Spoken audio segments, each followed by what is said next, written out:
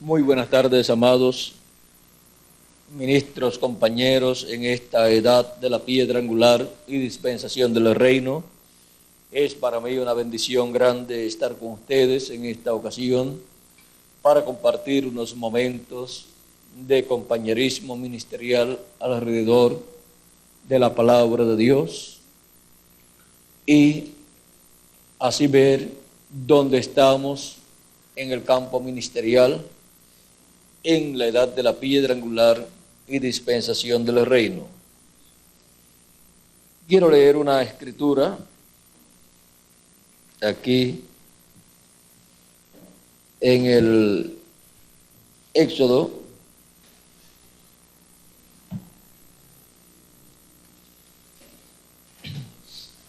capítulo 14.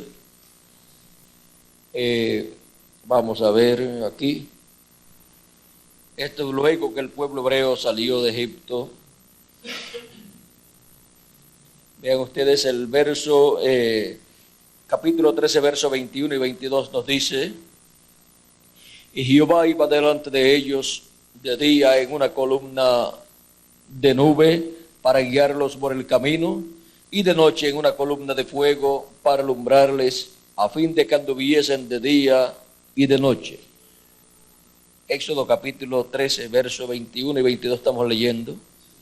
Nunca se apartó de delante del pueblo la columna de nube de día, ni de noche la columna de fuego.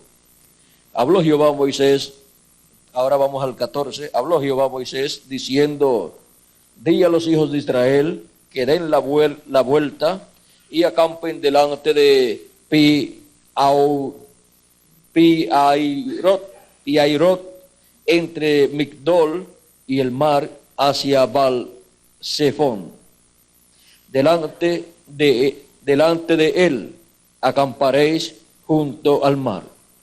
Porque Faraón dirá de los hijos de Israel: encerrados están en la tierra, el desierto los ha encerrado. Y yo endureceré el corazón de Faraón para que los siga, y seré glorificado en Faraón y en todo su ejército. Y sabrán los egipcios que yo soy Jehová. Y ellos lo hicieron así. Y fue dado aviso al rey de Egipto que el pueblo huía. Y el corazón de Faraón y de sus siervos se volvió contra el pueblo, y dijeron: ¿cómo hemos hecho esto de haber dejado ir a Israel para que no nos sirva? Y unció su carro y tomó consigo su pueblo. Y tomó 600 carros escogidos, y todos los carros de Egipto, y los capitanes sobre ellos. Y endureció Jehová el corazón de Faraón, rey de Egipto, y él siguió a los hijos de Israel, pero los hijos de Israel habían salido con mano poderosa. Siguiéndolos pues los egipcios con toda la caballería y carros de Faraón, su gente de a caballo y todo su ejército, los alcanzaron acampados junto al mar, al lado de Pi-Hairot, delante de Baal-Zephón. Y cuando Faraón se hubo acercado, los hijos de Israel alzaron sus ojos, y aquí que los egipcios venían tras ellos, por lo que los hijos de Israel temieron en gran manera y clamaron a Jehová. Y dijeron a Moisés: ¿no había sepulcros en Egipto que nos has sacado para que muramos en el desierto? ¿Por qué has hecho así con nosotros, que nos has sacado de Egipto? ¿No es esto lo que te hablábamos en Egipto, diciendo: déjanos servir a los egipcios? Porque mejor nos fuera servir a los egipcios que morir nosotros en el desierto. Y Moisés dijo al pueblo: no temáis, estad firmes y ved la salvación que Jehová hará hoy con vosotros, porque los egipcios que hoy habéis visto, nunca más para siempre los veréis. Jehová peleará por vosotros, y vosotros estaréis tranquilos. Entonces Jehová dijo a Moisés: ¿por qué clamas a mí? Di a los hijos de Israel que marchen, y tú alza tu vara y extiende tu mano sobre el mar y divídelo, y entre los hijos de Israel por en medio del mar en seco. Y aquí yo endureceré el corazón de los egipcios para que los sigan, y yo me glorificaré en Faraón y en todo su ejército, en sus carros y en su caballería. Y sabrán los egipcios que yo soy Jehová, cuando me glorifique en Faraón, en sus carros y en su gente de a caballo. Y el ángel de Dios que iba delante del campamento de Israel se apartó e iba en pos de ellos, y asimismo la columna de nube que iba delante de ellos se apartó y se puso a sus espaldas, e iba entre el campamento de los egipcios y el campamento de Israel, y era nube y tinieblas para aquellos, y alumbraba a Israel de noche. Y en toda aquella noche nunca se acercaron los unos a los otros. Nunca se acercaron los unos a los otros. Y extendió Moisés su mano sobre el mar, e hizo Jehová que el mar se retirase por recio viento oriental toda aquella noche. Y volvió el mar en seco, y las aguas quedaron divididas. Entonces los hijos de Israel entraron por en medio del mar en seco, teniendo las aguas como muro a su derecha y a su izquierda. Y siguiéndolos los egipcios, entraron tras ellos hasta la mitad del mar, toda la caballería de Faraón, sus carros y su gente de a caballo. Aconteció que a la vigilia de la mañana, o sea, en la cuarta vigilia, que Jehová miró el campamento de los egipcios desde la columna de fuego y nube, y trastornó el campamento de los egipcios, y quitó la rueda de sus carros y los trastornó gravemente. Entonces los egipcios dijeron: huyamos de delante de Israel, porque Jehová pelea por ellos contra los egipcios. Y Jehová dijo a Moisés: extiende tu mano sobre el mar, para que las aguas vuelvan sobre los egipcios, sobre sus carros y sobre su caballería. Entonces Moisés extendió su mano sobre el mar, y cuando amanecía, el mar se volvió en toda su fuerza, y los egipcios al huir se encontraban con el mar. Y Jehová derribó a los egipcios en medio del mar, y volvieron las aguas y cubrieron los carros y la caballería y todo el ejército de Faraón que había entrado tras ellos en el mar. No quedó de ellos ni uno. Y vamos a ver, hay un lugar en donde nos habla acerca, vamos a ver, el verso 4 del capítulo 15 dice: este es el cántico que tuvieron allí Moisés y los hijos de Israel. Vamos a ver el verso 1 en adelante, vamos a seguir leyendo. Dice: entonces cantó Moisés y los hijos de Israel este cántico a Jehová, y dijeron: cantaré yo a Jehová, porque se ha magnificado grandemente, ha echado en el mar el caballo y al jinete. Jehová es mi fortaleza y mi cántico, y ha sido mi salvación. Este es mi Dios, y lo alabaré, Dios de mi Padre, y lo enalteceré. Jehová es varón de guerra, Jehová es su nombre. Echó en el mar los carros de Faraón y su ejército, y sus capitanes escogidos fueron hundidos en el mar. Los abismos los cubrieron, descendieron a las profundidades como piedra. Tu diestra, oh Jehová, ha sido magnificada en poder. Tu diestra, oh Jehová, ha quebrantado al enemigo. Y con la grandeza de tu poder has derribado a los que se levantaron contra ti. Enviaste tu ira, los consumió como a hojarasca. Al soplo de tu aliento se amontanaron las aguas, se juntaron las corrientes como en un montón. Los abismos se cuajaron en medio del mar. El enemigo dijo: perseguiré, apresuraré, repartiré despojos. Mi alma se saciará de ellos. Sacaré mi espada y los destruirá mi mano. Soplaste con tu viento,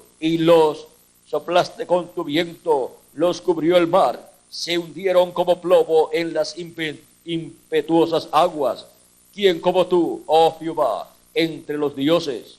¿Quién como tú, magnífico en santidad, terrible en maravillas, terrible en maravillas, terrible en maravillosas hazañas, hacedor de prodigios? Extendiste tu diestra, la tierra los tragó, condujiste en tu misericordia a este pueblo que redimiste, lo llevaste con el poder de a tu santa morada. Lo oirán los pueblos y temblarán, se apoderará dolor de la tierra de los filisteos.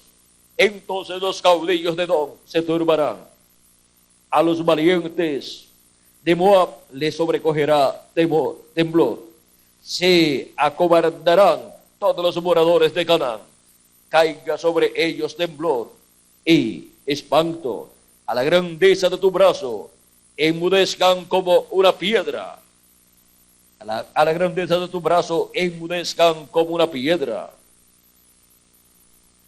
hasta que haya pasado tu pueblo, oh Jehová, hasta que haya pasado este pueblo que tú rescataste. Tú los introducirás y los plantarás en el monte de tu heredad, en el lugar de tu morada que tú has preparado, oh Jehová, en el santuario que tus manos, oh Jehová, han afirmado. Jehová reinará eternamente y para siempre. Porque Faraón entró cabalgando con sus carros y su gente de caballo en el mar. Y Jehová hizo volver las aguas del mar sobre ellos, mas los hijos de Israel pasaron en seco por en medio del mar. Y María, la profetisa hermana de Aarón, tomó un pandero en su mano, y todas las mujeres salieron en pos de ella con panderos y danzas. Y María les respondía: cantad a Jehová, porque en extremo se ha engrandecido, ha echado en el mar al caballo y al jinete. E hizo Moisés que partiese Israel del mar rojo, y salieron al desierto de Shur, y anduvieron 3 días por el desierto sin hallar aguas. Ahora miren aquí algo que nos da aquí una idea muy clara. Dice: Jehová reinará eternamente y para siempre, porque Faraón entró cabalgando con sus carros y su gente de caballo en el mar.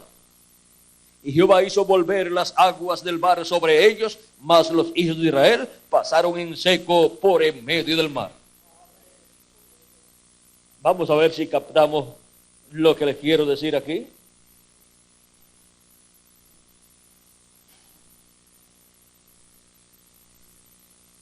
¿Quiénes entraron en el mar? Faraón y su ejército. Y el verso 28 del capítulo 14 dice: y volvieron las aguas y cubrieron los carros y la caballería y todo el ejército de Faraón que había entrado tras ellos en el mar, y no quedó de ellos. ¿Qué le pasaría a Faraón? Después no se dice nada más de Faraón, ¿verdad? Pues como que allí pues terminó no solamente su ejército, como que también terminó el Faraón, porque dice que Faraón había entrado cabalgando con su ejército, pero en ningún sitio dice que logró salir. Más bien lo que la Escritura dice, que no escapó ni uno. Dice: no quedó de ellos ni uno. Si dijera que quedó uno, pues sería Faraón. Pero parece que Faraón iba frente al ejército, lo más seguro. Así es que el menos posibilidad que tuvo para salir fue él, porque era el primero. Por lo tanto, cuando iban a tratar de escapar, era el último.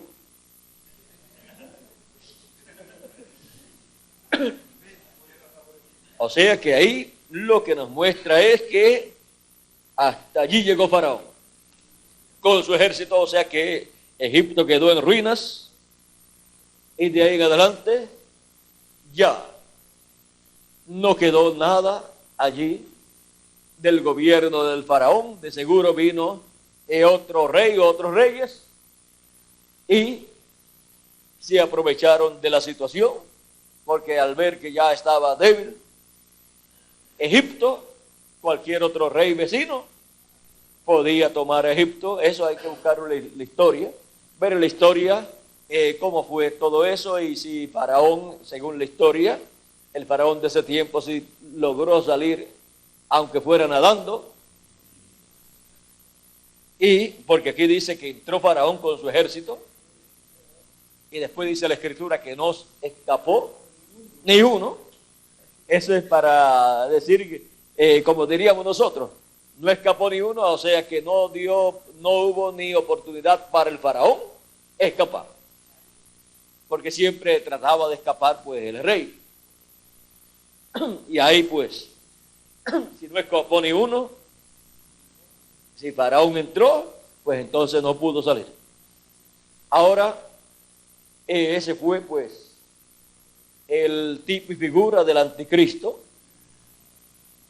y de lo que Cristo hará con el imperio del anticristo en el día postrero. No dice que con el resplandor de su venida el anticristo dejará de existir. Y en Isaías capítulo 11, verso 4, ¿qué dice ahí del anticristo?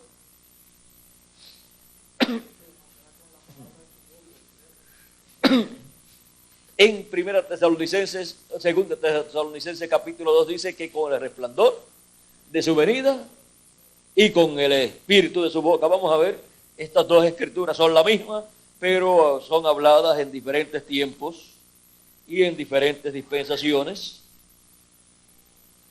Y ahí, al ser habladas en esa forma, pues se le saca más provecho.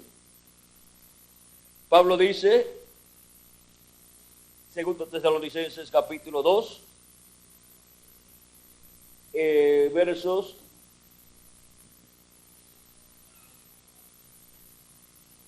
dice,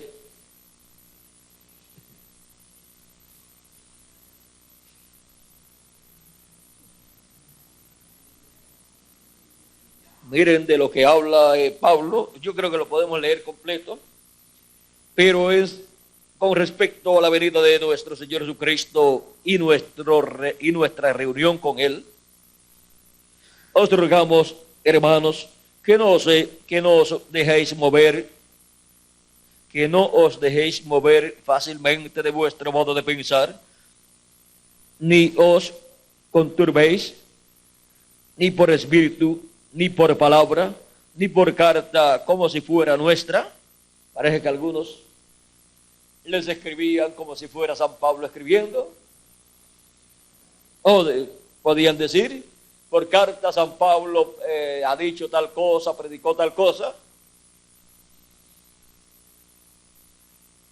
Y vamos a ver, en el sentido de que el día del Señor está cerca. Pues estaban viviendo en el primero de los días postreros, y parece que hubo muchos en aquel tiempo que estaban diciendo que estaban viviendo ya en el día del Señor y todavía faltaban 2000 años. Porque el día del Señor es el séptimo milenio. Y es para el día del Señor la promesa de la segunda venida de Cristo. Por eso les hablo aquí, pero con respecto a la venida de nuestro Señor Jesucristo y nuestra reunión con Él. Nuestra reunión al surgir el llamado de la gran voz de trompeta y ser llamados y juntados en una nueva edad y en una nueva dispensación para ser transformados y ser raptados e ir a la cena de las bodas del Cordero en el cielo y estar siempre con el Señor. Todo ese programa corresponde al día del Señor, que es el séptimo milenio. Y ahora sigue diciendo, nadie os engañe en ninguna manera, porque no vendrá sin que antes venga la apostasía y se manifieste el hombre de pecado, el hijo de perdición, el cual se opone y se levanta contra todo lo que se llama Dios o es objeto de culto, tanto que se siente en el templo de Dios como Dios, haciéndose pasar por Dios. ¿No os acordáis que cuando yo estaba todavía con vosotros os decía esto? Y ahora vosotros sabéis lo que lo detiene, a fin de que a su debido tiempo se manifieste. porque ya está en acción el misterio de la iniquidad. Solo que hay quien al presente lo detiene, hasta que él a su vez sea quitado de en medio. Entonces se manifestará aquel inicuo a quien el Señor matará con el espíritu de su boca, esa es la palabra, la espada de dos filos, y destruirá con el resplandor de su venida. Inicuo, cuyo atemerimiento es por obra de Satanás, con gran poder y señales y prodigios mentirosos, y con todo engaño de iniquidad para los que se pierden, por cuanto no recibieron el amor de la verdad para ser salvos. Por esto Dios les envía un poder engañoso para que crean la mentira, a fin de que sean condenados todos los que no creyeron a la verdad, sino que se complacieron en la injusticia. Ahora miren, aquí dice que lo matará con el espíritu de su boca y lo destruirá con el resplandor de su venida. Y en Isaías, capítulo 11, Isaías capítulo 11, vamos a ver lo que aquí nos dice. Capítulo 11, verso 4.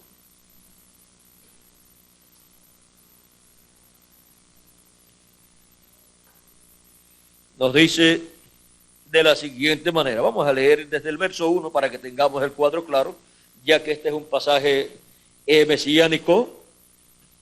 Dice: saldrá una vara del tronco de Isaí, y un vástago retoñará de sus raíces, y reposará sobre él el espíritu de Jehová, espíritu de sabiduría y de inteligencia, espíritu de consejo y de poder, espíritu de conocimiento y de temor de Jehová. Y le hará entender diligentemente en el temor de Jehová. No juzgará según la vista de sus ojos, ni arguirá por lo que oigan sus oídos, sino que juzgará con justicia a los pobres de la tierra, sino que juzgará con justicia a los pobres y arguirá con equidad por los mansos de la tierra. Y herirá la tierra con la vara de su boca, y con el espíritu de sus labios matará al impío. ¿Ven? Y eso nos envía tanto a segunda de Tesalonicenses capítulo 2, como también a Apocalipsis capítulo 19, vean aquí, donde nos dice de la siguiente manera, dice: entonces vi el cielo abierto, y aquí un caballo blanco, y el que lo juzgaba, y el que lo montaba, y el que lo montaba se llamaba Fiel y Verdadero, y con justicia juzga y pelea. Y aquí nos habla acerca de juzgar. No juzgará según la vista de sus ojos, ni arguirá por lo que oigan sus oídos. También el verso 5 dice: y será la justicia cinto de sus lomos, y la fidelidad ceñidor de su cintura. Y en Apocalipsis capítulo 1 lo encontramos con su cinto de oro como juez. Y su cinto de oro mostrando su justicia. Y será la justicia cinto de sus lomos. O sea que ese cinto sobre sus lomos, que lo representa él como juez, es representación de su justicia, porque el cinto de sus lomos será su justicia, y será la justicia cinto de sus lomos, y la fidelidad ceñidor de su cintura. Sigue diciendo: y sus ojos eran como llama de fuego, y había en su cabeza muchas diademas, y tenía un nombre escrito que ninguno conocía, sino él mismo. O sea, es un nombre nuevo. Estaba vestido de una ropa teñida en sangre, y su nombre es el Verbo de Dios. Y los ejércitos celestiales, vestidos de lino finísimo, blanco y limpio, le seguían en caballos blancos. De su boca sale una espada aguda, para herir con ella a las naciones. Ese es el espíritu de su boca. Y esa es la palabra de Dios, el espíritu de la boca de Cristo. Y él las regirá con vara de hierro. Y él pisa en la cara del vino del furor y de la ira del Dios Todopoderoso. Y en su vestidura y en su muslo tiene escrito este nombre: Rey de Reyes y Señor de Señores. O sea que, como Rey de Reyes y Señor de Señores, él también es el juez de toda la tierra. Y podemos ver lo que eso significa para este día postrero. Vean, si ustedes buscan aquí en Apocalipsis capítulo 12, verso 26 al 27, dice: al que venciere y guardare mis obras hasta el fin, yo le daré autoridad sobre las naciones, y él las regirá con vara de hierro, y serán quebrantadas como vasos del alfarero, como yo también la he recibido de mi Padre. Vean cómo transfiere Cristo todo lo que ha recibido del Padre. Como él lo ha recibido del Padre, ahora él dice que él le dará esa autoridad. Al que venciere y guardare mis obras hasta el fin, yo le daré autoridad sobre las naciones, y las regirá con vara de hierro, y serán quebrantadas como vasos del alfarero, como yo también la he recibido de mi Padre. Ahora podemos ver que eso nos habla del día postrero, del día del Señor, del séptimo milenio, y de la manifestación de Jesucristo, el Hijo de David, la simiente de David, el retoño de David, de la casa de David, o de Isaí, y nos habla de la manifestación de Cristo para el tiempo final. Ahora miren, vendrá una apretura, como vino una apretura allí, frente al mar, para el pueblo hebreo. En palabras más claras, el corazón del anticristo va a ser endurecido. ¿Cómo fue endurecido el corazón del faraón? Pero Dios abrirá camino para los escogidos de Dios. El enemigo vendrá como un río, pero Dios levantará bandera en contra de él. Y ahora miren, encontramos que Moisés extendió su vara, su mano con la vara en su mano, o sea, extendió su mano con la vara representa la palabra, y eso nos habla del ministerio de Jesucristo con sus ángeles para el día postrero, donde estará el ministerio de Moisés y el ministerio de Jesús manifestados aquí en la tierra. Y vean, Moisés, vamos a ver dónde está. Vamos a buscarlo aquí en las últimas páginas de la Biblia. Vamos a ver dónde está Moisés. Miren dónde está Moisés. Está por esta. ¿Cuál es, Miguel? ¿Por esta parte es? Aquí vamos a entrar la entrada. Pasan por aquí, ¿verdad? aquí donde está el mar rojo. Pasaron el mar rojo. Aquí. Por esta puntita. Por el Golfo de Suez. Y están aquí. Están en la parte oeste, porque van a pasar hacia el este. Y vean ustedes, del este viene un viento recio. Un viento oriental, pues es un viento del este. Y con ese viento oriental, luego que Moisés extendió su mano con la vara y habló, vean ustedes, se abrió durante toda esa noche el mar. Se abrió y hubo un camino para el pueblo hebreo pasar. Pasó el pueblo hebreo. Cuando ya amanecía, el pueblo hebreo, miren ustedes, estaba ya pasando, y los egipcios trataron también de pasar para matar, para destruir al pueblo hebreo. Pero Dios comenzó cuando estaba amaneciendo, o sea, en la cuarta vigilia, comenzó a trastornar las ruedas de los carros de caballo, y con un trastorno así no podían seguir adelante. O sea, se volvió una confusión. No tenían, quizás no tenían lo que nosotros le llamamos gatos, como tenemos en los carros,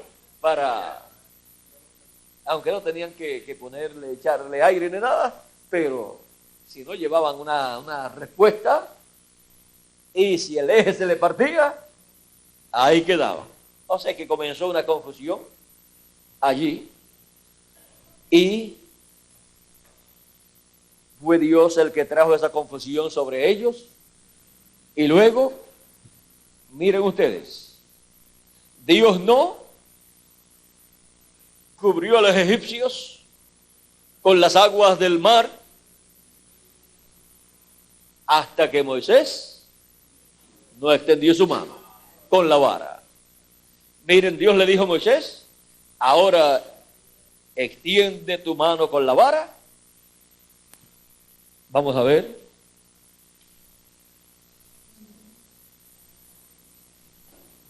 Capítulo 14, por ahí al 15, estábamos leyendo 14, dice.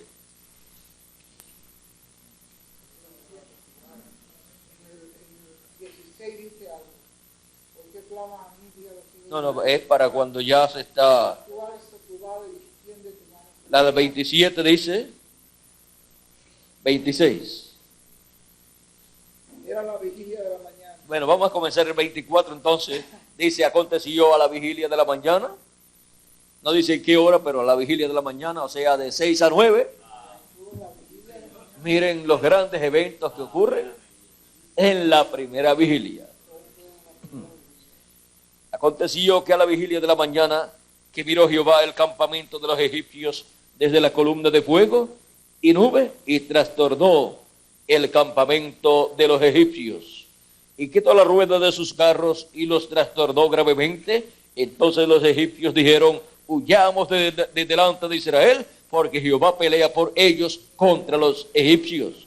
Y Jehová dijo a Moisés, extiende tu mano sobre el mar, para que las aguas vuelvan sobre los egipcios, sobre sus carros y sobre su caballería. Entonces Moisés extendió su mano sobre el mar, y cuando amanecía, el mar se volvió en toda su fuerza, y los egipcios al huir se encontraban con el mar. Y Jehová extendió, y Jehová derribó a los egipcios en medio del mar, y volvieron las aguas y cubrieron los carros y la caballería, y todo el ejército de Faraón que había entrado tras ellos en el mar, y todo el ejército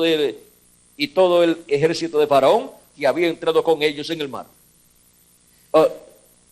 Y todo el ejército de Faraón que había entrado tras ellos en el mar. No quedó de ellos ni uno. Como decimos nosotros, no quedó de ellos ni el gato. Ahora, miren cómo para ser abierto el mar, Dios le dijo a Moisés, extiende tu mano con la vara. Y cuando fue a ser cerrado el mar, Dios le dice nuevamente a Moisés, extiende tu mano para que las aguas vengan sobre los egipcios. Y así sucedió. Ven ustedes como un solo hombre, pero con Dios, venció al faraón con todo su ejército. Y con una vara en la mano. Ya no estaba con una espada como antes estaba allá como príncipe en Egipto, sino que ahora estaba con una vara de pastor. Con una vara de pastor, Moisés venció al faraón con todo su ejército. Así como David con una vara, una honda y una bolsita de echar las piedras de la onda, vino donde Goliat y con una piedrecita en la onda venció a Goliat. Porque Dios es glorificado en la simplicidad. Cuando Dios promete hacer una cosa grande, vigilen porque va a hacerlo en forma sencilla. ¿Cómo Dios iba a libertar al pueblo hebreo? Todo el mundo pensaba, quizás el que no podía comprender, bueno, eso tendrá que traer un ejército grande. No, si lo que necesita es un solo hombre.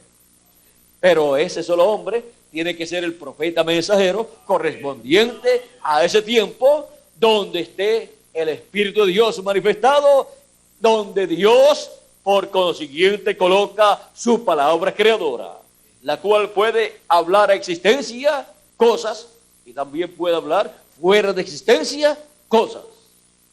Así es que miren ustedes cómo Moisés, con la palabra que Dios colocó en su boca, habló fuera de existencia a Faraón y aquel ejército que allí estaba. Estos egipcios que ustedes ven hoy, ya nunca más los verán. Los habló fuera de existencia. Y ahora todo eso iba a materializar para que quedaran fuera de existencia. Y miren lo que era una protección para ellos. Aquellos cascos de bronce o de cobre o de hierro y toda aquella armadura. Miren, fue la cosa más mala para ellos cuando cayeron en el agua. Porque eso no los dejaba nadar. Y hasta los caballos quedaron también con esos carros amarrados detrás de ellos. No pudieron ni salir de los caballos. Jinete, caballo y carro, todo se quedó allí. Ahora podemos ver la forma sencilla en que Dios lo hizo. Un hombre con una vara. Pero esa vara representaba la palabra de Dios. Y está prometido que regresará nuevamente Moisés. Así es que él vendrá con la vara. Y con esa vara, él obtendrá la victoria. Pero cualquier persona que sabe acerca de la promesa de que Moisés regresará, va a estar buscando una vara literal. Pero esa vara representaba la palabra de Dios. Y él vendrá con la palabra de Dios correspondiente al séptimo milenio y a la séptima dispensación, que es el mensaje del Evangelio del Reino. Y para donde él extienda ese mensaje, esa vara, esa palabra, para juicio, el juicio vendrá. Y para donde le extienda hablando bendición, bendición vendrá. Ahora podemos ver cómo será todo en el día postrero y las cosas que deben suceder en el día postrero. Vean cómo el reino de los gentiles, el reino del anticristo para el día postrero, el cual será el reino de los gentiles que estará en las manos del anticristo, del hombre de pecado, en el cual el diablo estará encarnado. Vean ustedes cómo finalizará durante la gran tribulación. Las plagas que vinieron a Egipto estarán siendo actualizadas en medio del reino del anticristo, y los juicios divinos estarán siendo manifestados. Y allí estarán Moisés y Elías, los dos olivos. Moisés con la vara de Dios, la palabra de Dios. Y vean ustedes, estará también el ministerio de Jesús ahí presente. Y ahí se cumple con el espíritu de su boca. Cristo con el espíritu de su boca y también con la vara de hierro, y se cumple con la espada que sale de su boca. Todo eso nos habla de la palabra. Y todo eso estará manifestado plenamente durante la apretura y también durante la gran tribulación. Pero para los escogidos, la palabra será de bendición. Para el reino del anticristo, será de juicios divinos siendo manifestados sobre la tierra. Y así como terminó Faraón y su ejército, terminará el hombre de pecado del anticristo con su ejército o sus ejércitos también. Eso es lo que nos muestra el libro del Apocalipsis. Ahora podemos ver que estamos en el tiempo final, en el día del Señor, en el día postrero, en el séptimo milenio, en donde todas las grandes cosas prometidas para ser hechas por Dios serán hechas en forma sencilla, en simplicidad. Esa apertura está por venir. Pero mientras tanto, disfrutamos este tiempo que tenemos, en el cual tenemos mucha libertad para estar llevando el mensaje por todos los lugares, hasta que se complete el número de los escogidos de Dios. Vimos que por un fuerte viento del oriente, que vino de oriente a occidente, fue que el mar se abrió. Y vean ustedes, en el mensaje del oriente, que es el mensaje del evangelio del reino para el día postrero, ¿a dónde viene? Al occidente. Porque aquel fuerte viento vino del oriente,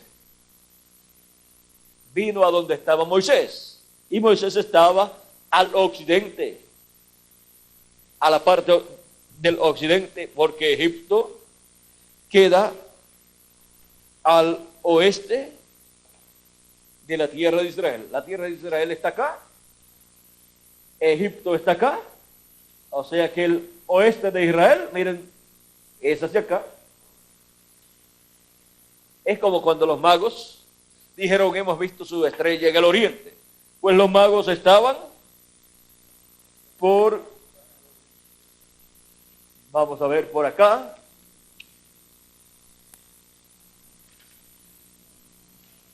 Aquí parece que nos quedamos cortos de mapa.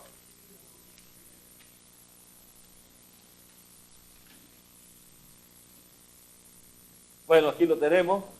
Los magos estaban por acá. E Israel está acá.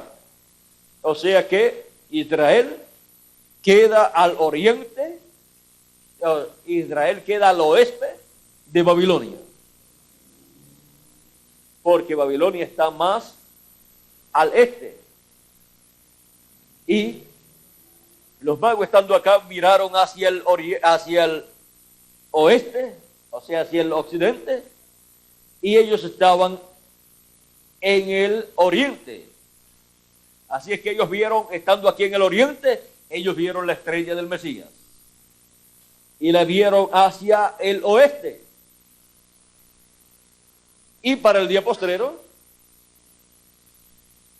desde el oriente, mirarán hacia el occidente para ver también la señal del Hijo del Hombre en el cielo y ver en el occidente la venida del Señor Jesucristo con sus ángeles siendo cumplida en medio de su iglesia gentil.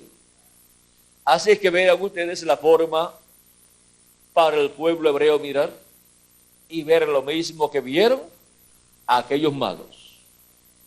Pero recuerden que cuando eso sucedió allá, hubo muchas personas que no vieron lo que estaba pasando en medio del pueblo hebreo, estando ellos en medio del pueblo hebreo, pero hubo un grupo que sí vio lo que estaba sucediendo y recibió la venida del Mesías naciendo en Belén de Judea. O sea que siempre hubo un grupo que sí entendió lo que estaba pasando en el programa de Dios.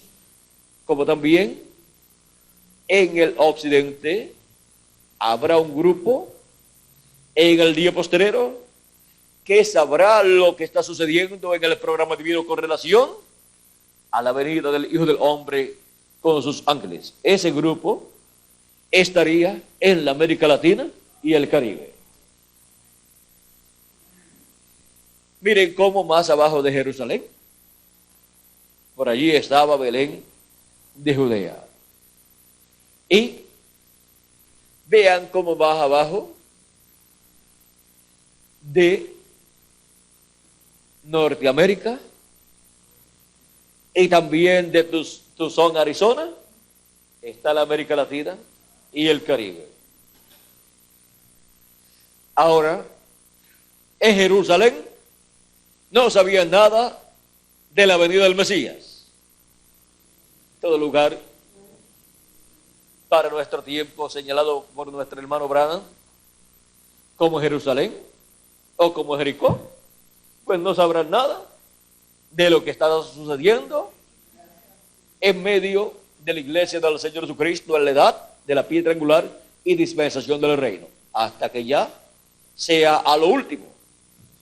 A lo último, pues se darán cuenta y todos los creyentes en el mensaje del precursor de la segunda venida de Cristo, que hasta el momento no han entendido el programa de Dios correspondiente al día posterior a la edad de la piedra angular y dispensación del reino en medio de los latinoamericanos y caribeños, si tienen sus nombres escritos en el libro de la vida del Cordero y permanecen vivos para cuando los muertos en Cristo resuciten, ellos obligatoriamente tendrán que creer para poder ser transformados y raptados.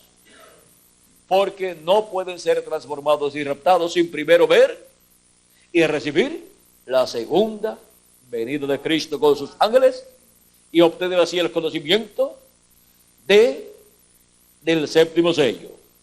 Y el conocimiento del séptimo sello lo dan los 7 truenos de Apocalipsis, que es la voz de Cristo en su venida.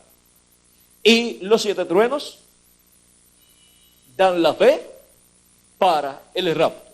O sea que sin la fe de rapto no hay transformación. Y la fe de rapto es la revelación de la segunda venida de Cristo, como el león de la tribu de Judá, como rey de reyes y señor de señores, viniendo a su iglesia en el día postrero. Así es que los que esperan en otros continentes la transformación y el rapto no pueden ser transformados y raptados sin primero ver la venida de Cristo con sus ángeles, como el león de la tribu de Judá, como rey de reyes y señor de señores en su obra de reclamo. Ven ustedes todo lo que conlleva el estar esperando la transformación del rapto. Se requiere entonces que la persona comprenda el orden para ser transformados y raptados y no ser ignorantes en cuanto a lo que está establecido ya, porque este es el orden de la adopción. Dice capítulo 4, verso 14 en adelante, dice: porque si creemos que Jesús murió y resucitó, así también traerá Dios con Jesús a los que durmieron en él. Por lo cual os decimos esto en palabra del Señor, que nosotros que vivimos, que habremos quedado hasta la venida del Señor. Nuestro hermano Branham, citando esta escritura, dice: nosotros los que vivimos, que hayamos quedado hasta ver la venida del Señor. Pues aquí, que hayamos quedado hasta la venida del Señor, o sea, hasta ver la venida del Señor. Para los que van a ser transformados y raptados, esta escritura nos habla de estar aquí y ver la venida del Señor. Para los que estarán vivos y no van a ser transformados, pues estarán aquí, pero no verán, no comprenderán la venida del Señor, aunque esté cumplida, y la vean, pero viendo, no verán, y oyendo, no comprenderán. Como sucedió en la primera venida de Cristo, que estaba allí el cumplimiento de la primera venida de Cristo, el Mesías, el rey de Israel, pero aquel pueblo viendo no veía, o sea, no comprendía. No veía que aquel era el verdadero Mesías. No lo veía como su rey, como su Mesías. Lo veía como un hombre común, un carpintero de Nazaret, que se estaba haciendo un profeta, que se estaba haciendo el Mesías, el rey de Israel, pero ellos decían, no reinará este sobre nosotros. Nosotros lo conocemos a él, sabemos que es de Nazaret y conocemos a sus padres, a José y a María. Pero miren, estaban equivocados al pensar que este no era el Mesías, porque sí, era el Mesías, el ungido de Dios, con el Espíritu de Dios, para el cumplimiento de la primera venida del Mesías, como Cordero de Dios, para quitar el pecado del mundo, allí en la cruz del Calvario. Pero vean cómo todo sucedió. El corazón del sumo sacerdote fue endurecido, y el de aquellos sacerdotes, de la mayoría de ellos, fue endurecido, y de los fariseos y saduceos, y con un corazón endurecido, no podía entrar esa palabra revelada al alma de ellos, por lo tanto no podían ver allí en el alma el cumplimiento de la venida del Mesías en medio del pueblo hebreo. Bueno, todo eso sucedió, y vean ustedes, todo fue en forma sencilla, como también en el tiempo de Moisés. Y vean ustedes cómo todo obró para bien, para que se cumplieran esas profecías.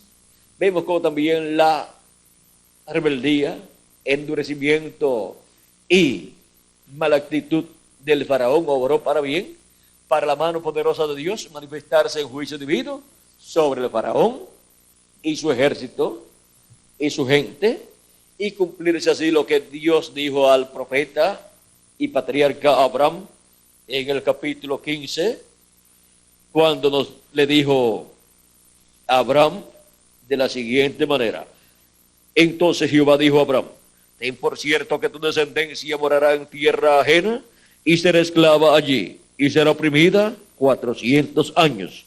Mas también a la nación a la cual servirán, juzgaré yo. O sea, que el juicio divino vino sobre la nación egipcia bajo el ministerio ¿de quién? De Moisés. El ministerio de Moisés trae juicio divino para el pueblo que está señalado que recibirá el juicio divino, pero trae bendición para el pueblo que está señalado para recibir redención o liberación. Y con mano fuerte Dios juzgaría a esa nación. Dice, será, y más también a la nación a la cual servirán, juzgaré yo. Y después de esto saldrán con gran riqueza. Y tú vendrás a sus padres en paz y serás sepultado en buena vejez. Y la cuarta generación volverán acá, porque aún no ha llegado a su colmo la maldad del amorreo hasta aquí. Y ahí podemos ver y cómo la promesa de la liberación del pueblo hebreo y los juicios divinos que caerían sobre el pueblo opresor, que sería el pueblo egipcio. Vean ustedes cómo está condensado todo lo que iba a suceder allí en estas palabras que le dio Dios al profeta Abraham. También dice, y saldrán con gran riqueza. Y vean ustedes cómo Moisés recibió la revelación divina de la forma en que saldrían con gran riqueza, y era pidiendo a los egipcios oro, plata, vestidos y todas esas cosas, para que no se fueran con las manos vacías, porque habían trabajado 400 o 430 años, llevaban ya allí en Egipto, y en 430 años una persona debe haber hecho algo. Y si Dios los libertaba, iban a salir ricos de Egipto, y esa era la forma en que iban a salir ellos ricos. Bueno, podemos ver que todo lo que sucede con el Israel terrenal, que es el pueblo de los siervos, es un reflejo de lo que sucedería con el Israel celestial. Y de edad en edad va cumpliéndose lo que fue un reflejo en medio del pueblo hebreo.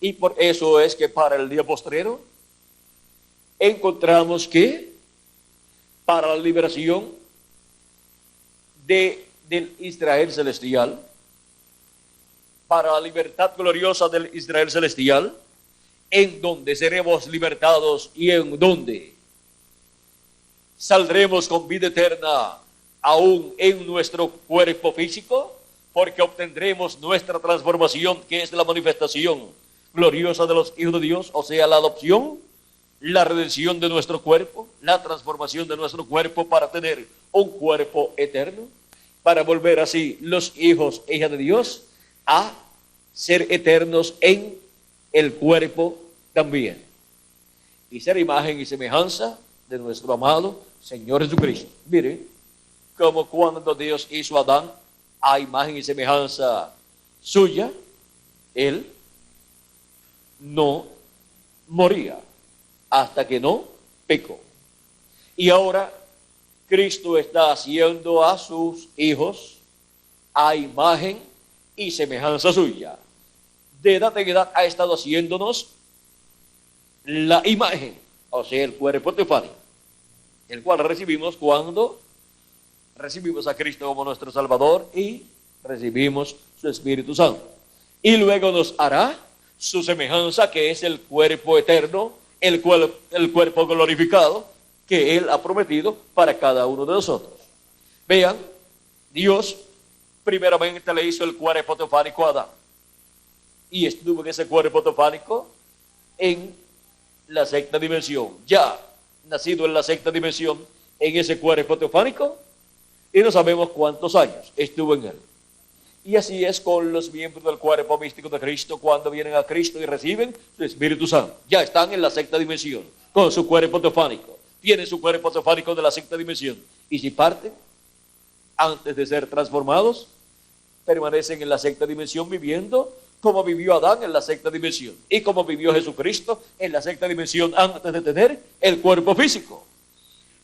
Pero luego, así como Dios le creó un cuerpo del polvo de la tierra a Adán, un cuerpo el cual no tenía pecado, por lo tanto podía seguir viviendo por toda la eternidad en ese cuerpo, y colocó en ese cuerpo a Adán, que es alma viviente, el cual tenía también un cuerpo teofánico. Luego lo colocó con ese cuerpo teofánico, colocó a Adán, que es un alma viviente, la colocó dentro de ese cuerpo físico, y allí estaba Adán, siendo alma, que es lo que es en realidad la persona, y teniendo un cuerpo teofánico que es el cuerpo de la sexta dimensión, que es el espíritu de la persona, y luego teniendo un cuerpo físico que es el cuerpo o vestidura exterior. Porque el ser humano fue creado espíritu, es alma, espíritu y cuerpo. Parecen tres, pero es uno solo. Así como Dios parece ser tres, pero es ¿cuántos? Uno solo. En el principio era el verbo era con Dios y el verbo era Dios. Pero se ven como dos. El verbo era en el principio con Dios, ahí se ven como dos. Y el verbo era Dios. Y luego cuando el verbo se hizo carne, ahora se ven tres.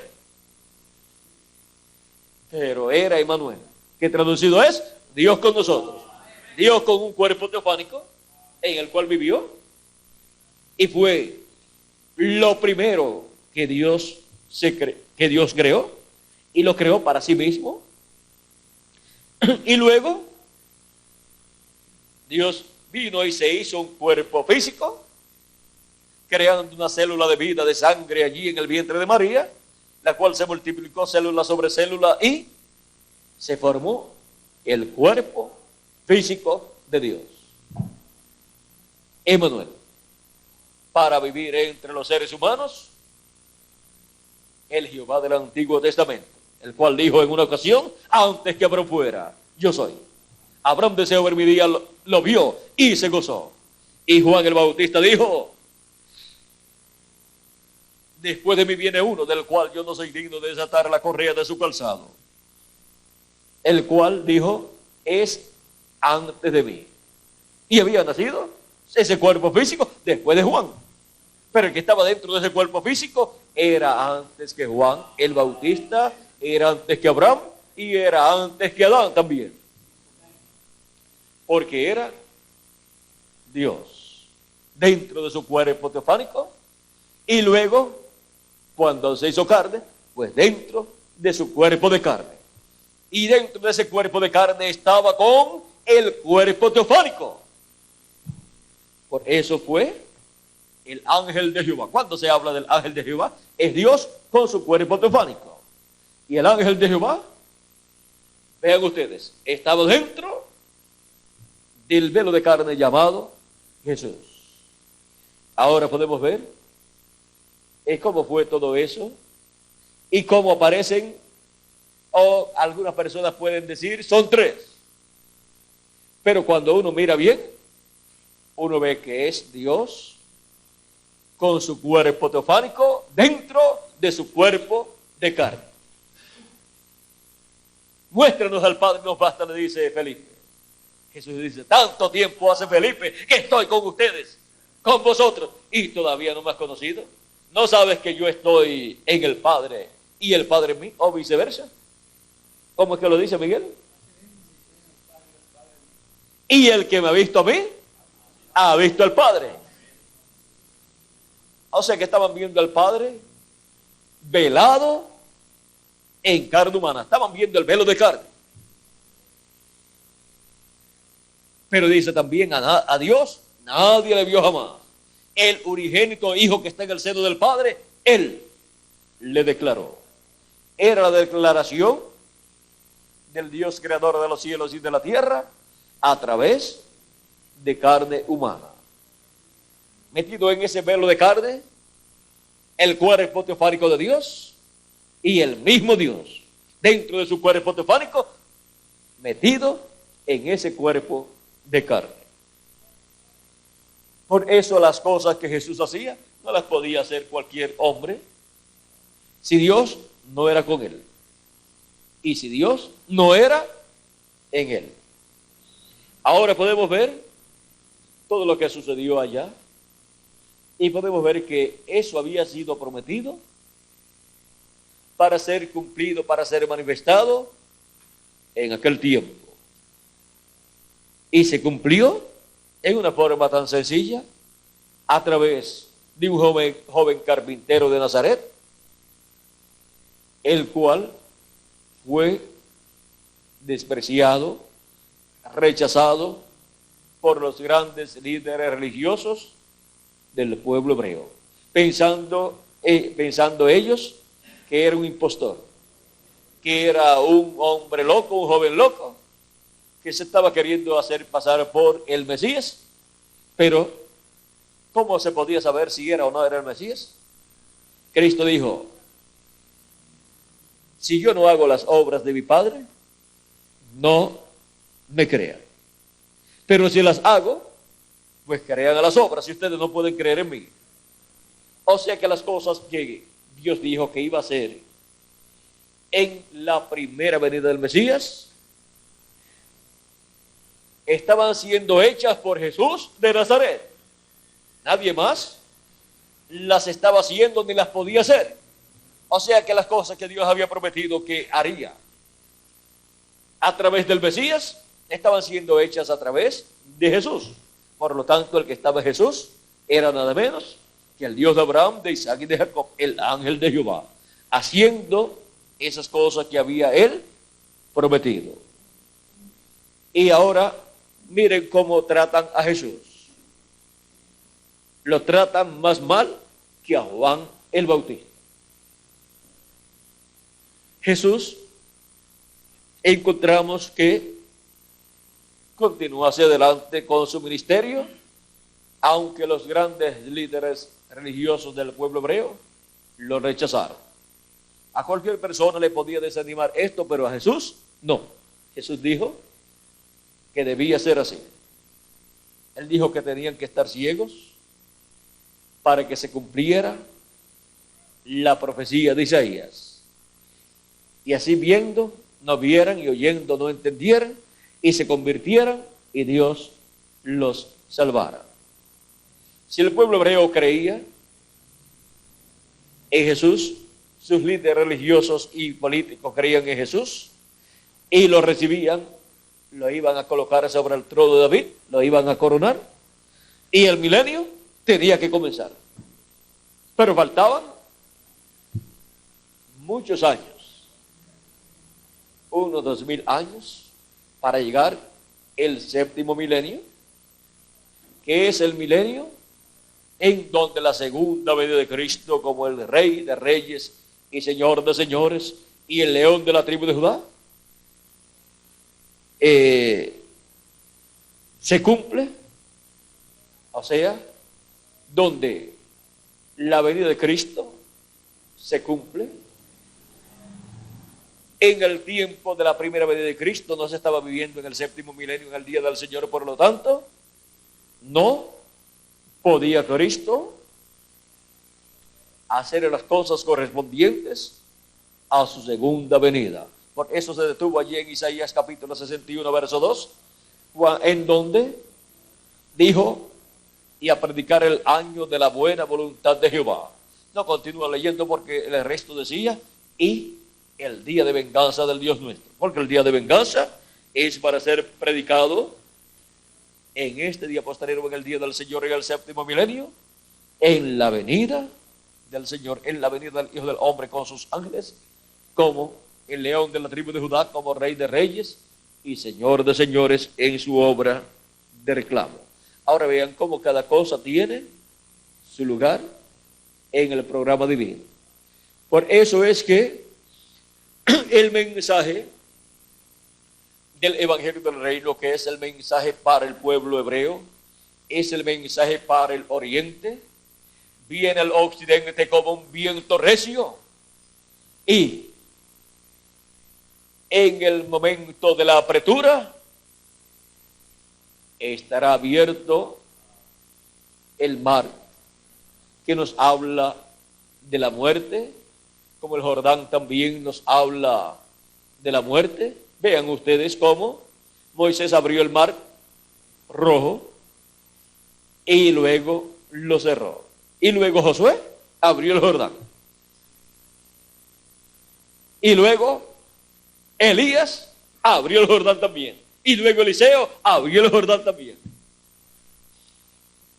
Y ahora para el día posterior viene el ministerio de Moisés para abrir el mar rojo, o lo que representa el mar rojo en este tiempo final, porque la muerte querrá destruir a los escogidos de Dios, pero se abrirá paso para que entremos vivos al nuevo cuerpo y vayamos a la cena de las bodas del Cordero. Aunque algunas veces parte alguno de los nuestros, pero Él regresará. Y ellos vendrán para estar con nosotros. Ahora miren cómo ese viento recio del mensaje del Evangelio del Reino viene del oriente, pues es el mensaje del oriente, es el mensaje para el pueblo hebreo, pero viene ¿dónde? Al occidente, a la iglesia del Señor Jesucristo. Ahora, ¿cómo viene? Bueno, el viento recio allá vino cuando Moisés extendió su mano, con la vara en su mano. Porque eso nos habla del ministerio de Moisés, extendiendo su mano con la vara de Dios, o sea, con la palabra de Dios, y viniendo el mensaje del Evangelio del Reino a la iglesia del Señor Jesucristo para, en el día postrero, poder ser nosotros transformados y pasar a la tierra prometida del nuevo cuerpo y pasar también a la gran cena de las bodas del Cordero, y luego de eso al glorioso reino milenial de nuestro amado Señor Jesucristo. En la cena de las bodas del Cordero pues estaremos allí 3 años y medio, pero luego regresaremos a la tierra para el glorioso reino milenial de Jesucristo. Bueno, era un saludito lo que tenía para ustedes, pero se ha convertido en un saludo de como de ¿cuántos minutos? Como de media hora, Miguel. ¿Cómo va a ser? Y todavía no les he dicho que se sienten, pero es un recesito. Miguel los tenía sentados ahí como más de una hora, así es que por cada 2 horas que Miguel les tenga sentados, toman 1 hora de descanso de pie, y ahí pues yo les hablo mientras estén descansando las piernas, y así pues platicamos acerca de todo este programa divino, esto del viento recio que abrió el mar, que vino del oriente, era un viento oriental. Se los dije rapidito porque mientras estaba allí pues lo vi, lo recibí, y ya pues de seguro hay más por ahí, algo, y Dios pues nos permitirá ver cómo Él va a ir materializando todas esas cosas que sucedieron allá, las va a estar actualizando entre nosotros, y nosotros tenemos que tener nuestros ojos bien abiertos para ver lo que está sucediendo acá y entonces ver el tipo y figura allá. ¿Saben lo que dice nuestro hermano Branham? ¿Quiere usted saber lo que viene? ¿Qué dice? Mire hacia atrás lo que sucedió. ¿Quiere usted ver la espada que sale de su boca o la vara de Moisés? ¿Quiere usted ver todas esas cosas? Al mirar hacia atrás, ve todas esas cosas, y entonces eso Dios lo actualiza. Y para la actualización y para ver la actualización, ahí es que necesitamos la revelación contenida en el mensaje del Evangelio del Reino. Porque mientras no tenemos esa revelación, los tipos y figuras del pasado no los podemos ver materializados en nuestra edad y en nuestra dispensación. Pero, teniendo el mensaje por medio del mensaje, encontraremos la actualización de todo esto que fue una realidad en el pasado, pero que viene a ser ahora tipo y figura de lo que Cristo estará haciendo en nuestro tiempo. Porque lo que es, pues ya fue en el pasado.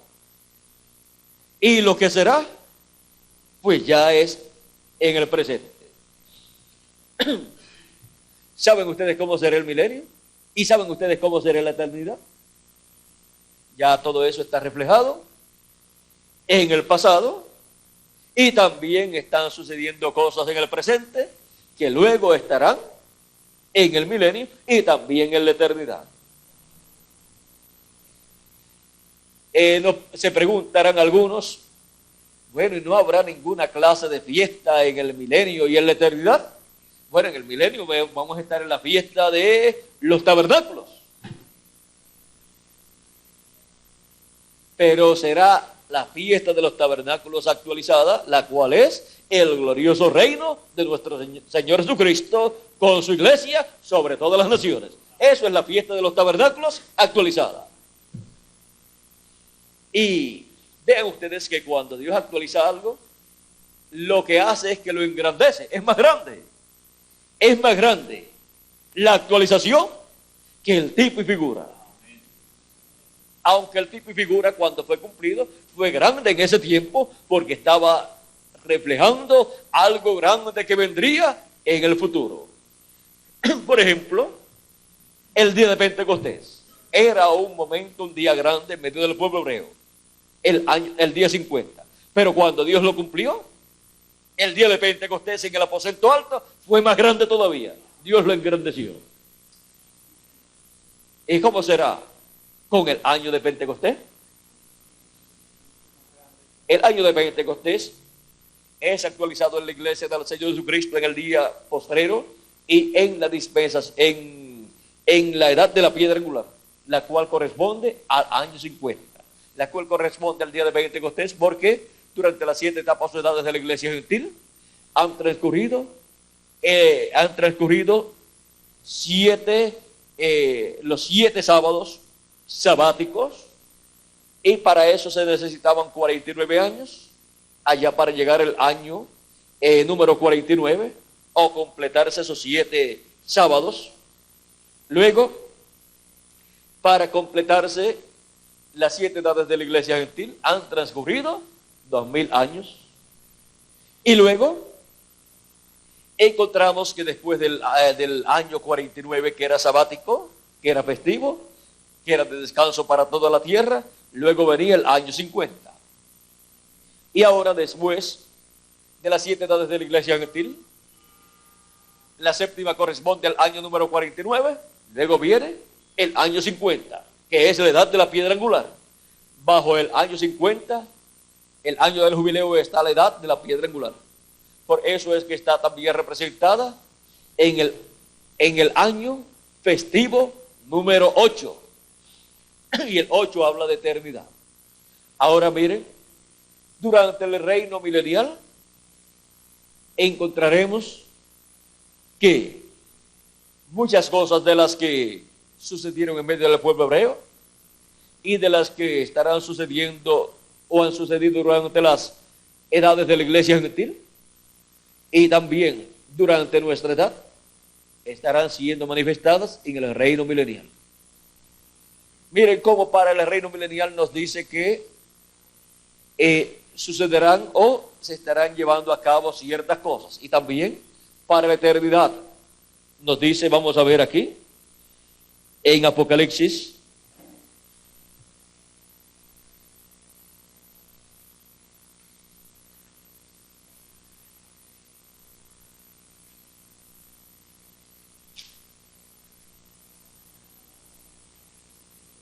si no lo encontramos en Apocalipsis, lo buscaremos en Zacarías. Vamos a buscarlo en Zacarías y después lo buscamos en Apocalipsis, o después ustedes lo buscan en Apocalipsis. En alguna forma, pues tiene que estar por ahí. Zacarías, por ahí, por el 12 debe ser.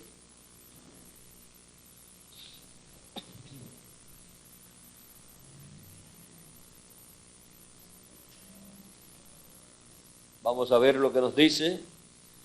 Capítulo 12. Verso 10 en adelante nos dice: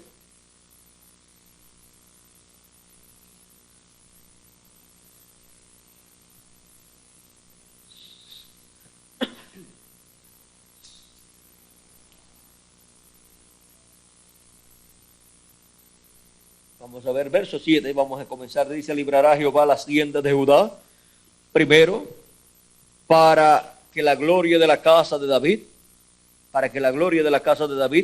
y del habitante de Jerusalén no se engrandezca sobre Judá.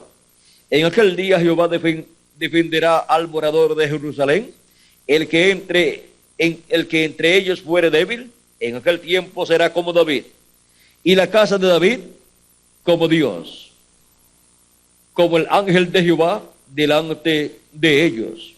Y en aquel día yo procuraré destruir todas las naciones que vinieron contra Jerusalén.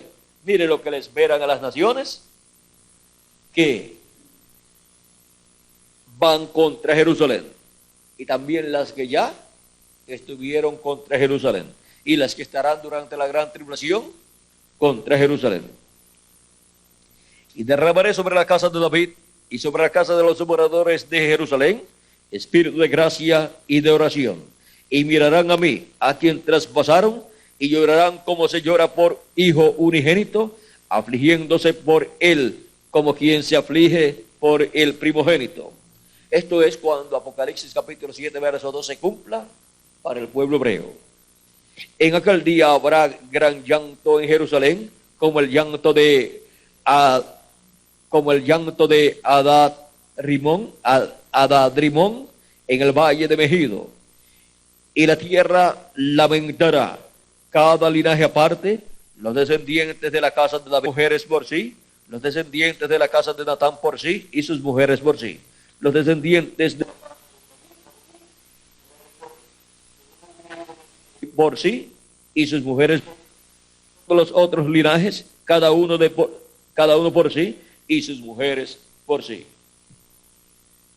En aquel tiempo habrá un manantial abierto para la casa de David y para los habitantes de Jerusalén, para la purificación del pecado y de la inmundicia.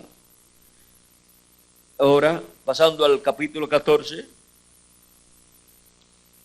nos dice: he aquí el día de Jehová viene, y en medio de ti serán repartidos tus despojos, porque yo reuniré a todas las naciones para combatir contra Jerusalén. Ahí tienen las naciones que vendrán contra Jerusalén, las cuales serán destruidas. Y la ciudad será tomada, y serán saqueadas las casas, y violadas las mujeres, y la mitad de la ciudad irá en cautiverio, mas el resto del pueblo no será contado de la ciudad, no será cortado de la ciudad. Después saldrá Jehová y peleará con aquellas naciones como peleó en el día de la batalla.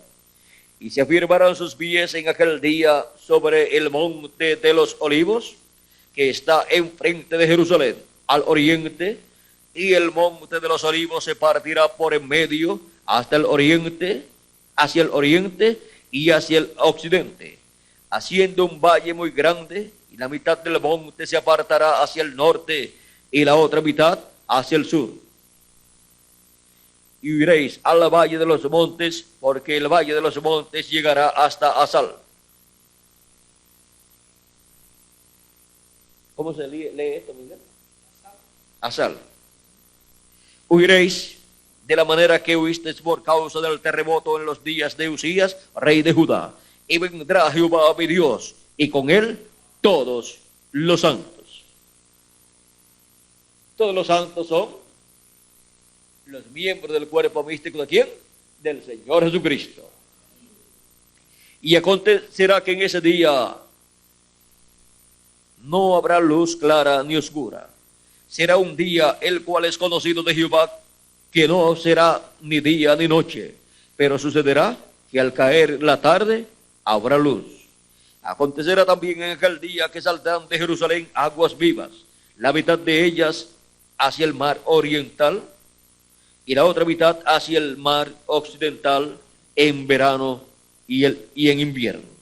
Nuestro hermano Branham en el mensaje ¿cuál es la atracción en el monte? Hablando de este verso 8 dice: esto es el evangelio yendo a los judíos y a los gentiles. ¿Y qué evangelio es ese? El evangelio del reino. Y Jehová será rey sobre toda la tierra. En aquel día Jehová será uno y uno su nombre. Toda la tierra se volverá como llanura, desde Jeba hasta Rimón, al sur de Jerusalén. Y esta será enaltecida y habitada en su lugar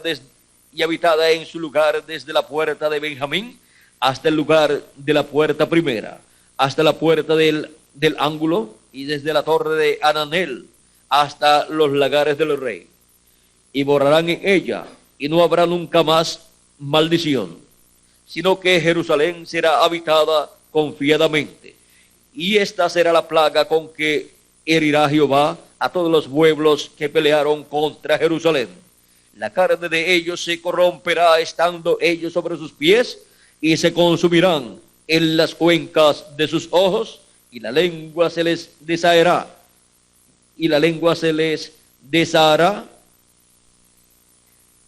o deshará en su boca. ¿Cómo se lee eso, Miguel? Deshará. Y su lengua se le deshará en su boca.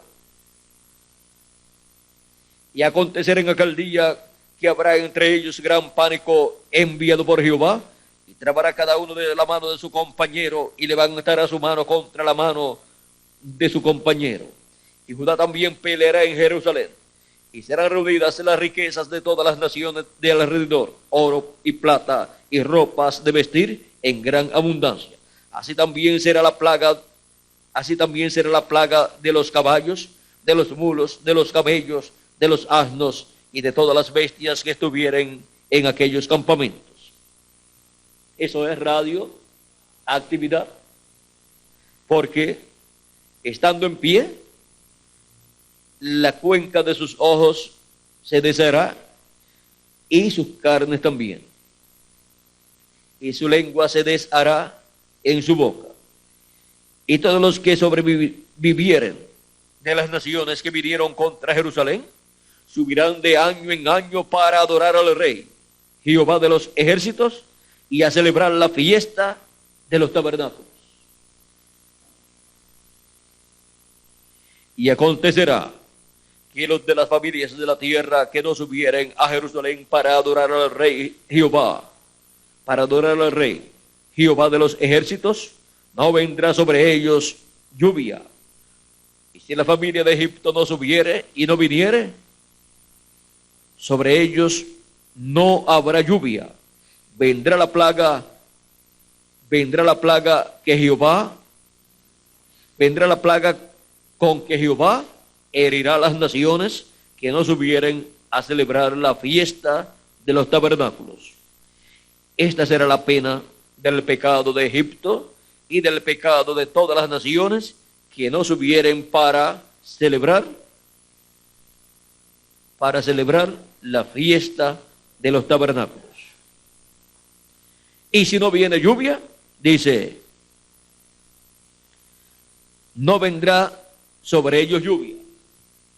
Piensen ustedes, si no viene lluvia en el tiempo de las lluvias, si no viene lluvia por ese año, hasta que venga el otro año para que vayan a la fiesta de los tabernáculos, ¿qué será de una nación que no venga lluvia por un año sobre ellos?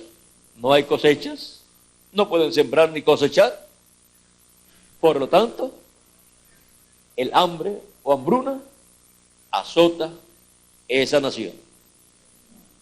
Tendrán que ir a comprar a otra nación alimentos, y una nación bajo el juicio de Dios no prospera.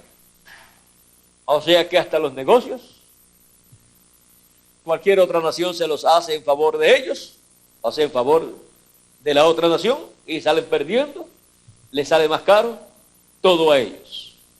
Así es que vean ustedes, durante el reino milenial, es que esta escritura va a cumplirse plenamente. O sea que estará en cumplimiento desde antes de la gran tribulación, sigue durante la gran tribulación y durante el reino milenial. Vamos a ver cuál es esta escritura. Primera de Corintios, capítulo 15, vamos a ver, verso 20 en adelante, dice, mas ahora Cristo ha resucitado de los muertos, primicia de los que durmieron, es hecho, porque por cuanto la muerte entró por un hombre, también por un hombre la resurrección de los muertos. Porque así como en Adán todos mueren, también en Cristo todos serán vivificados, pero cada uno en su debido orden. Cristo las primicias, luego los que son de Cristo en su venida. O sea, los que son de Cristo en su venida, encontramos que recibirán su transformación. Luego al fin, cuando entregue el reino al Dios y Padre, cuando haya suprimido todo dominio, toda autoridad y toda potencia. Porque preciso es que Él reine hasta que haya puesto a todos sus enemigos debajo de sus pies. O sea que durante el reino milenial, ese reino será con vara de hierro. Y la nación que no se sujete a ese reino y a ese rey, a Jesucristo, sobre el trono de David, ni vendrá lluvia sobre ellos, sino que vendrán juicios divinos. Así es que todo será sujeto a Cristo y a su iglesia. Y será el tiempo en que Dios preparará a los que han de entrar luego a la eternidad de los que estarán viviendo durante el reino milenial. Porque allí habrá muerte, dice la Escritura, el niño morirá de 100 años y el anciano o el viejo de 100 años será maldito. O sea que a los 100 años, si no ha estado sujeto a Cristo, lo que le viene es maldición. Y ya con esa cantidad de años es suficiente de vida para esa persona aquí en la tierra. Pero para los obedientes, todavía a los 100 años, todavía es un niño. O sea que de ahí en adelante todavía puede vivir un poquito más. Sus años pueden ser alargados. Ahora, pero dice, morirá el niño de 100 años. O sea que cuando muere una persona de 100 años, es un niño. Esa es una décima parte de 1000. Y ahora cuando la edad actual son 70 años normalmente y los más fuertes 80, ¿cuánto es la décima parte de 70? 7. Cuando muere una persona de 7 años, ¿qué murió? Un niño. Murió siendo niño. Aún si muere de 10 años, murió siendo niño. Si muere de 8 años, murió siendo niño. Ahora, así será también en el milenio. Pero habrá un grupo de personas que no morirán, que son eternos. Esos son los escogidos de la iglesia del Señor Jesucristo, del Nuevo Testamento, y también los escogidos de la iglesia del Señor Jesucristo, del Jehová del Antiguo Testamento, que vivieron en el Antiguo Testamento. Los miembros de la iglesia, los escogidos de la iglesia del Antiguo Testamento, estarán en cuerpos eternos también, serán inmortales también. Ellos resucitaron cuando Cristo resucitó. Así es que resucitaron primero que los miembros de la iglesia del Señor Jesucristo, pero los que tienen la posición más alta son los miembros de la iglesia del Señor Jesucristo, porque esos son los hijos e hijas de Dios. Los del Antiguo Testamento pertenecen al atrio del templo de Dios. Los de las 7 edades pertenecen al lugar santo, y los de nuestro tiempo al lugar santísimo. Bueno, podemos ver dónde nos encontramos en el programa divino. Podemos ver todas estas cosas y podemos ver que esto que les dije de las cosas que se llevarán a cabo durante el reino milenial y también en la eternidad ya han sido reflejadas en el Antiguo Testamento y han sido reflejadas durante las 7 edades de la iglesia gentil y también en nuestra edad. Así es que van a estar actualizadas las fiestas allá. No se van a inventar fiestas nuevas, sino se van a actualizar las que ya han sido manifestadas en el Antiguo Testamento y también en el Nuevo Testamento, porque lo que Dios hizo fue darles a ellos en el Antiguo Testamento un reflejo de lo que sería más adelante. Y en el reflejo, el pueblo hebreo se gozó. ¿Cómo será?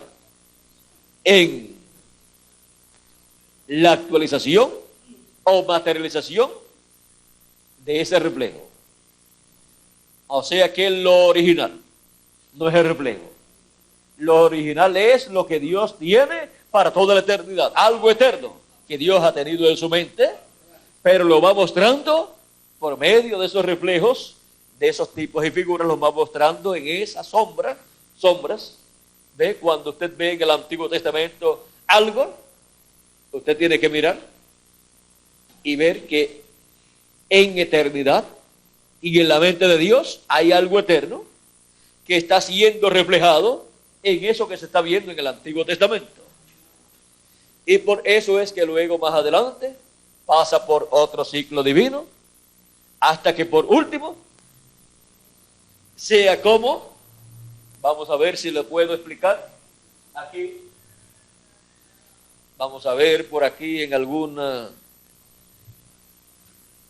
lugar, vamos a ver, tiene que ser, tenemos que tener luz, así es que la tenemos ahí, y es la luz de Dios.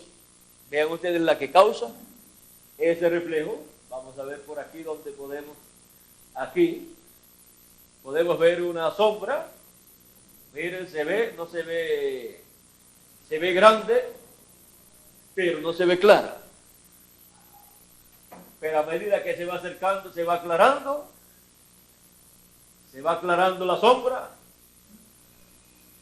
hasta que luego ya usted no ve la sombra. Ve aquello que causaba ese reflejo, esa sombra. Y eso es lo que tendremos en la eternidad. La realidad.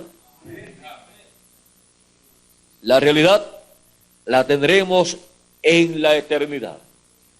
Ahora, nosotros entramos de eternidad antes de terminar el reino milenial. Nosotros entramos a eternidad antes de comenzar el reino milenial también. Y nosotros entramos a eternidad antes de la gran tribulación. Porque entramos a un cuerpo eterno y ya estamos en eternidad. Luego, Israel tendrá que entrar a eternidad también, porque ellos morirán 144,000 y después, al final de la gran tribulación, ellos entran a eternidad físicamente también. Y luego también el mundo, el planeta Tierra, luego del reino milenial, es que entra a eternidad. Y los que han creído en Cristo, pero que no eran de los escogidos, entran a eternidad luego del reino milenial, cuando sea llevado a cabo el juicio final. Aunque ellos no se han perdido, no están perdidos, pero ellos no están en ese ciclo divino de eternidad, porque ya han partido los que ya han partido. O sea, me refiero a estar en eternidad con un cuerpo eterno, ya viviendo en ese ciclo divino de eternidad. Ahora vean ustedes por el mismo proceso que Cristo pasa a cada individuo, pasa a su iglesia y pasa también al planeta Tierra. Y vean ustedes, estaremos disfrutando la eternidad, todas estas fiestas siendo actualizadas en lo que Dios pensó desde antes de la fundación del mundo, en lo que eran en la mente de Dios, y serán materializadas en la eternidad. Y eso será lo que fue tipificado en estas fiestas y estos eventos que se llevaron a cabo en las diferentes edades y diferentes dispensaciones. O sea que habrá en la eternidad allá todo esto que fue reflejado acá. Porque no puede venir un reflejo sin que haya algo real. No puede haber una sombra sin que haya alguien que la proyecte. Y todo esto que ha sido proyectado como sombra, tipo y figura, tiene lo que proyectó esa sombra, ese tipo y figura. Bueno, vamos a dejarlo ahí quietecito y vamos a, vieron ustedes todas las fiestas, si ustedes buscan en todos los países, todas las fiestas son en conmemoración, o casi todas en conmemoración de algún evento, de algo que sucedió. Si ustedes observan eso, ustedes verán que es en conmemoración o en honor a algo.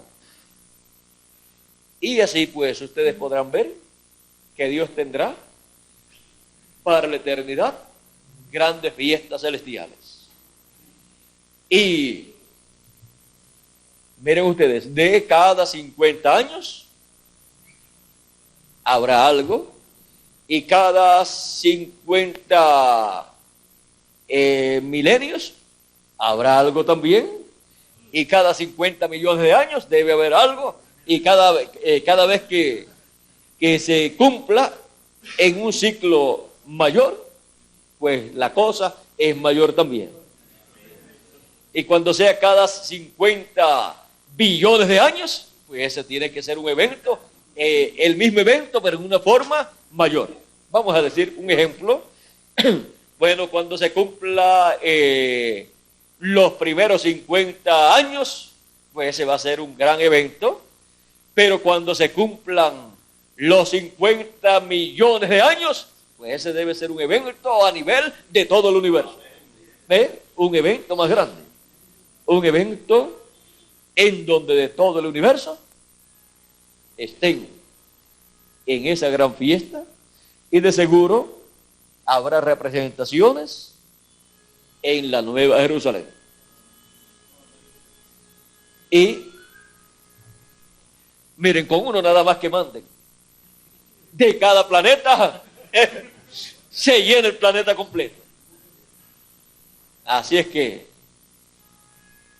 será quizás con uno de cada constelación o con uno de cada galaxia, porque hay tantas galaxias que solamente con uno que manden de cada galaxia, cuando esté todas pobladas, se llenaría el planeta Tierra completo.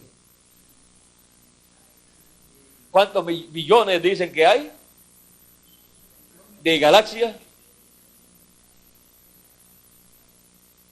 Hay billones de planetas, pero de galaxias hay muchas también. No sé cuántas son. Dicen que hay también galaxias visibles e invisibles. O sea, parece que es que están en otra dimensión y todavía no han sido manifestadas en una dimensión visible o materializada. Y eso pues, si van a ser materializadas o van a ser hechas visibles, ya eso pues está en el programa del proceso divino. Si van a ser hechas visibles, ¿saben lo que pasará? Se seguirá expandiendo el universo. Si no van a ser visibles, si no van a haber más galaxias visibles, sino que las que están invisibles se quedarán invisibles en esa dimensión en que están, pues entonces cuando llegue el número de las que tienen que ser visibles, pues ahí se completa todo. Pero miren ustedes, la ciencia tiene temor de que así como el universo ha estado expandiéndose, llega un momento que comience a contraerse y vuelva a lo que era antes de comenzar su expansión. Pero ellos ignoran el programa divino. Durante el milenio, pues algo grande va a suceder también, y después en la eternidad también. Así es que no hay temor para los escogidos de Dios. Todo el programa que Dios tenga para todo ese tiempo es en favor de todos los escogidos de Dios. Así es que no hay preocupación de que se expanda más o que se contraiga. No hay preocupación de que se ponga más chiquito. Si se pone más chiquito, ahí vamos a estar nosotros. Si se pone más grande, pues ahí vamos a estar nosotros también. Ahora, hay otras dimensiones. Y como hay otras dimensiones, pues nosotros, teniendo el cuerpo físico y teniendo el cuerpo teofánico, no tenemos ningún problema. No tendremos ningún problema. Podemos estar en una dimensión visible o en una dimensión invisible a la vista humana. ¿No es eso lo que Jesús hacía? ¿Y no es eso lo que pasó con los profetas? ¿No es eso lo que sucedió en el monte de la transfiguración? Que vino Moisés y Elías de una dimensión invisible, de la sexta dimensión, y se hizo visible allí a los apóstoles Pedro, Jacobo y Juan. Y estuvo allí con Jesús. Ahora, y no solamente presente, sino hablando también, y hablando de la partida de Jesús a Jerusalén. O sea que todavía estaban ellos teniendo una parte importante en el programa de Dios para la redención del ser humano por medio de la muerte de Cristo en la cruz del Calvario. Así que estamos hablando de la partida de Jesús a Jerusalén. Cuidado si aquellos dos varones que aparecieron en la resurrección, cuidado si eran Moisés y Elías. Dice que eran unos jovencitos, pero es que en el cuerpo, en el otro cuerpo, no hay ningún viejo. Y cuando ascendió, dice que dos varones. Y ellos estaban hablando de la partida de Jesús ¿a dónde? A Jerusalén. ¿Para dónde iban a coger ellos? Pues si el evento iba a ser en Jerusalén. Bueno, vamos a dejar esos quietecitos. No he dicho nada. Solamente toqué eso, pero no he dicho nada. Así es que no digan que esto es así o así. Dejen esos quietecitos, pero recuerden que tenemos la promesa para el día postrero ¿de quién? De los dos olivos. Miren cómo para la segunda venida de Cristo también están los dos olivos señalados ahí, Moisés y Elías.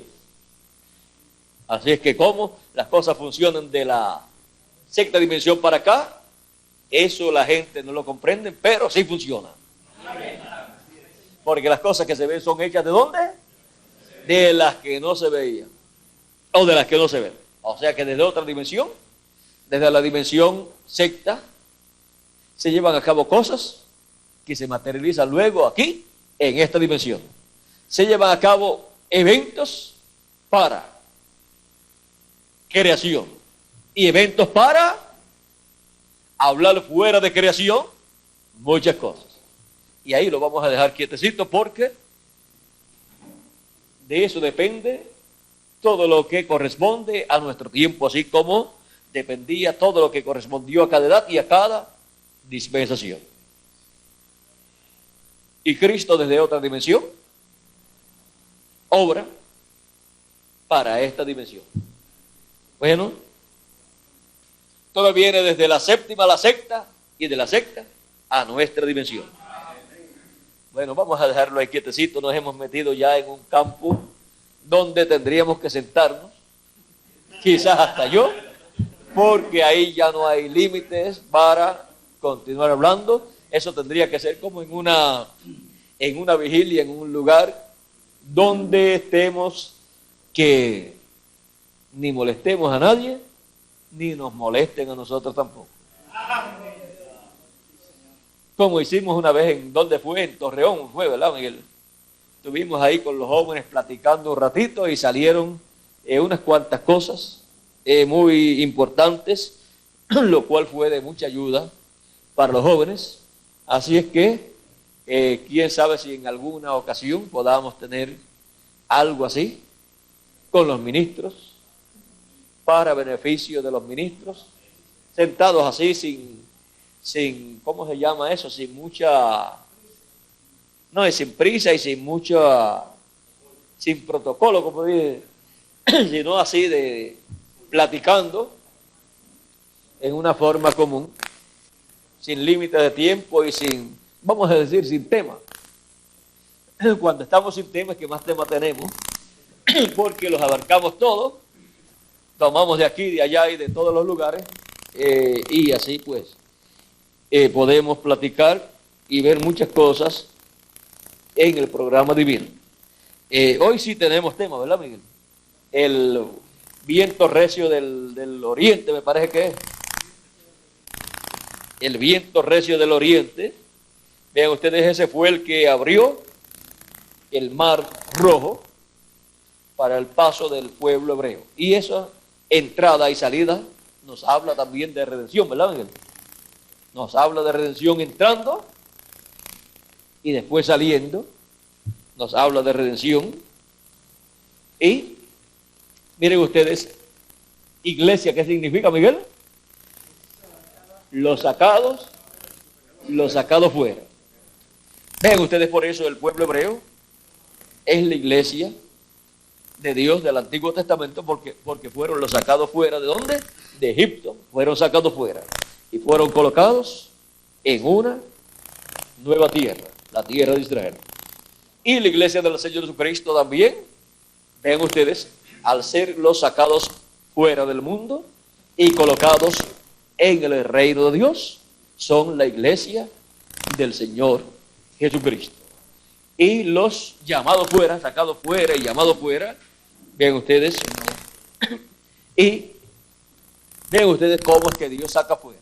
O sea, cómo es que Dios forma su iglesia del Antiguo Testamento y también del Nuevo Testamento. Es siempre el Jehová del Antiguo Testamento para el Antiguo Testamento por medio de sus profetas, y el Jehová del Nuevo Testamento, que es Jesús, obrando por medio de sus mensajeros, obrando por medio de los apóstoles y luego por medio de sus 7 mensajeros, y en este día por medio de su ángel mensajero, para pronto ser transformados y raptados en este día postrero. Bueno, sabemos que eso es algo seguro porque Cristo lo ha prometido, y lo prometió ¿para qué día? Para el día postrero. Así es que estando nosotros en el día postrero y viendo y escuchando ese recio viento que viene del oriente, que es el mensaje del Evangelio del Reino, tenemos que comprender que en el programa divino Dios está despierto, trabajando. Es Él el que trajo ese viento recio del oriente hacia el occidente. Y es Él el que ha traído el Evangelio del Reino, el mensaje del oriente, del pueblo hebreo, lo ha traído al occidente. Y en el libro de los sellos, página 57, dice, vamos a ver si lo tienen por aquí. Bueno, por aquí tenemos a Vera con el mío está ahí en el... Vamos a ver lo que dice aquí.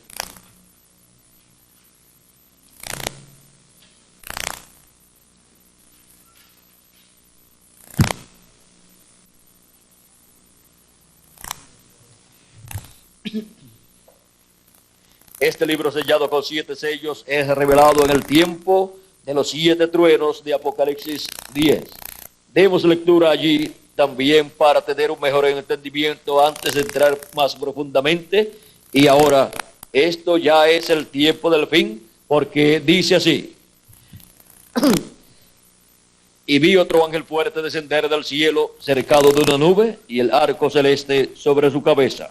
Ahora, si usted se fija bien, notará que esta persona es Cristo, porque aún en el Antiguo Testamento Él fue llamado el ángel del pacto, y Él ahora viene directamente a los judíos, porque la iglesia ha llegado a su fin.